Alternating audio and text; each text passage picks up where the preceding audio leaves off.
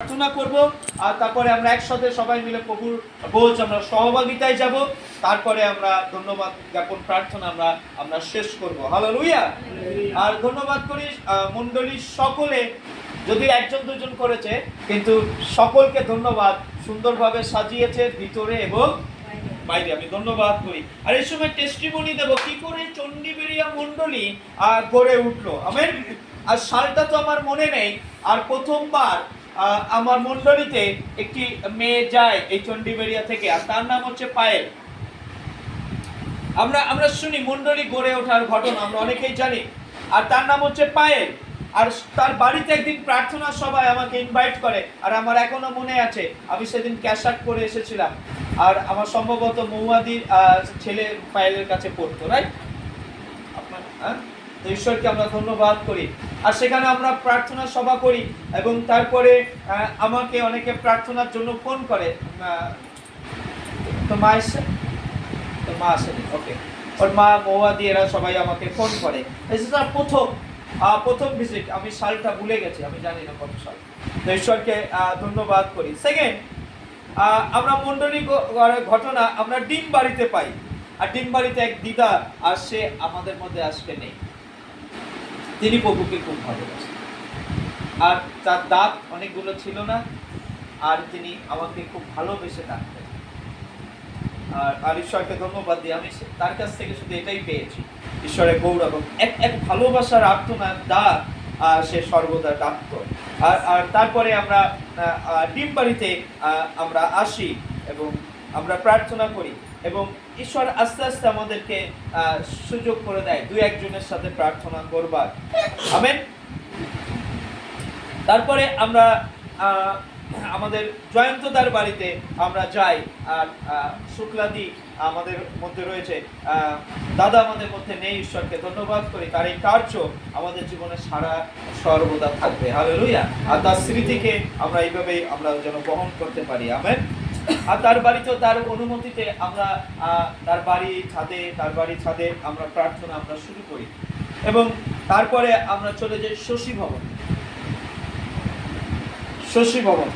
ভবনে আমরা দীর্ঘ প্রায় 3 বছর আমরা প্রার্থনা করি। আমরা মাসে একবার শুরু করি, আমরা শুক্লাদির বাড়ি ডিম বাড়ি এভাবে করে মাসে একবার করি, মাসে 2 বার করি, মাসে 3 বার করি, মাসে 4 বার করি। হালেলুয়া। আর আমার কাছে টাকা ছিল না, এই যে 10,000 রুপি আমি কি করে আমি করব। আর সেই সময় আমি একটা পরিবারে আমি যাই, আর তাকে আমি সাজেশন করি, আপনাদের অনেক অর্থ, আপনার ছেলেটাকে আপনি ভালো এডুকেশন দিন। আর আমার কথা শুনে তারা কামদুনি ছেলে রাজারহাট, ওখানে একটা হোস্টেল আছে দেখবেন রেড কালারে, এটা মান্থলি 16,000। তাদের বাড়িতে কেউ পড়াশোনা করে না, তারাও কেউ জানে না, কিন্তু সে উৎসাহিত হয়ে সে তার নাতিকে ভর্তি করায়। এখন বোধহয় তার নাতি 7-এ পড়ে, ক্লাস 6-এ 7-এ, ক্লাস 3-তে ভর্তি করেছে। ঈশ্বরকে ধন্যবাদ করি। আর সেই সময় সে প্রমিস করে যে আমি ঈশ্বরের জন্য কিছু করতে চাই। আমাকে বললো যে আপনি বলুন আমি ঈশ্বরের রাজ্যের জন্য কি করতে পারি। আমি তাকে ডাইরেক্ট জিজ্ঞেস করেছিলাম আপনি কত টাকা দিতে পারেন। আমি বলছি আপনি আমাকে মাসে 2,500 টাকা করে দিন এবং আপনি যতদিন থাকবেন ততদিন দেবেন। আর তখন সে আমাকে 2,500 টাকা দেয়, কিন্তু তার কিছুদিন পর থেকে আর সে 2,500 টাকা দিতে পারে না, কিন্তু আমাকে 2,000 রুপিস দেয়। আর এভাবে আমরা একদিন আমাদের যে অফারিং ছিল আমরা একদিনে করতাম, 2 দিনের অফারিং আমরা এভাবে জোগাড় করেছিলাম। আর আর আর আমরা সেই মানুষ, ঈশ্বর যত দেয় তত চাই। আমি বললাম প্রভু আরো 2 দিন আমি করবো।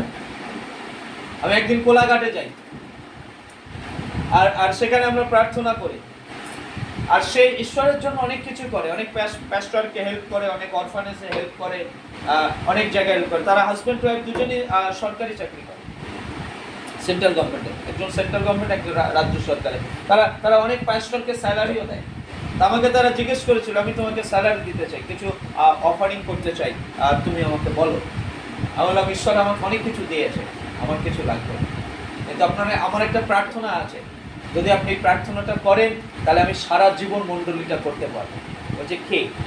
আর আমরা একটা রেন্ট হাউসে একটা মণ্ডলী চালাই, আর তার বাজেট হচ্ছে 10,000।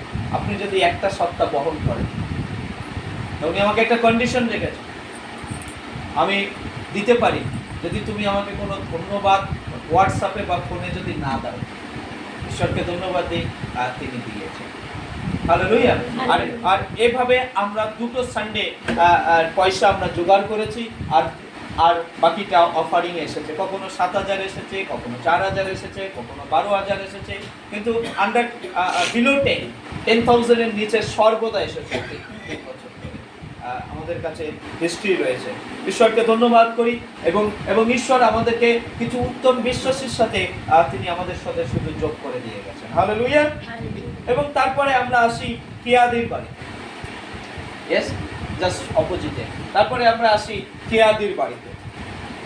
আর কেয়াদির বাড়িতে আমরা 6 মাস আমরা যখন থাকি, তখন ঈশ্বর আরেকটি দরজা আমাদের জন্য খুলে দেয়। হালেলুয়া। ঈশ্বর আমাদেরকে একটি ছাদ জুগিয়ে দেয় সেই সময়, কিন্তু আমাদের কাছে অর্থ ছিল না, এখনো নেই। মেবি ঈশ্বর বোধহয় তখন আমাদেরকে ওয়েট করতে বলছে, বা এখন ওয়েট করতে বলছে। তখন আমরা অপশনটা আমরা রেখেছি, কিপ ইন প্রেয়ার। আমরা প্রার্থনা করছি, ঈশ্বরকে আমরা ধন্যবাদ করি। তারপরে ঈশ্বরকে ধন্যবাদ দিই। তারপরের যে পরিস্থিতি, আর সেটা হচ্ছে সঞ্চয়িতাদের বাড়ি, যেটা এখানে আমরা গত 23 সালের 19 আগস্ট থেকে 24 সাল, আমরা প্রায় 1 বছর আজকের দিন পর্যন্ত এখানে আমরা আরাধনা প্রার্থনা আমরা করতে পারছি। হালেলুয়া। সমস্ত গৌরব ঈশ্বরের। আমেন। আর ইন বিটুইন ঈশ্বর আমাদেরকে সাহায্য করছে। কিন্তু এই মণ্ডলী গড়ে ওঠার পিছনে আমি 3 ব্যক্তিকে ধন্যবাদ দিতে চাই। সর্বপ্রথম তো ঈশ্বর আমাদেরকে সাহায্য করে চলেছেন। আমেন। কিন্তু আমি 3 ব্যক্তিকে ধন্যবাদ দিতে চাই। ইন দ্য বিগিনিং বাড়ি ভাড়া নেব, বাড়িতে এসে প্রার্থনা করব, গোপাল ভবন ভাড়া করব, অর্থ আসবে, আর আমি 3 জনের সাথে সর্বদা আমি ডিসকাশন করেছি, আর তারা আমাকে সর্বদা উৎসাহিত করেছে। আর 3 জনের নাম হচ্ছে রতন ভাই, তার ওয়াইফ বোধহয় এখানে উপস্থিত, আর নাম্বার 2 হচ্ছে গোষ্ঠদা, এবং নাম্বার 3 হচ্ছে সঞ্জয় দা। সঞ্জয় দা একটু উঠে যাবে। সঞ্জয় দা, আমরা জোরে করতালি দিই। আরেকটা জোরে দিই, আমাদের তারা সর্বদা আমাকে হেল্প করেছেন। আমার সমস্ত ক্ষেত্রে তিনি আমাদের উৎসাহিত করেছেন এই মণ্ডলী গড়ে ওঠার পিছনে। মণ্ডলী সকল বিশ্বাসীকে আমি ধন্যবাদ জানাই। তারা সর্বদা প্রার্থনা করেছেন এবং সাহায্য করার জন্য সর্বদা হেল্প করেছেন। আমেন।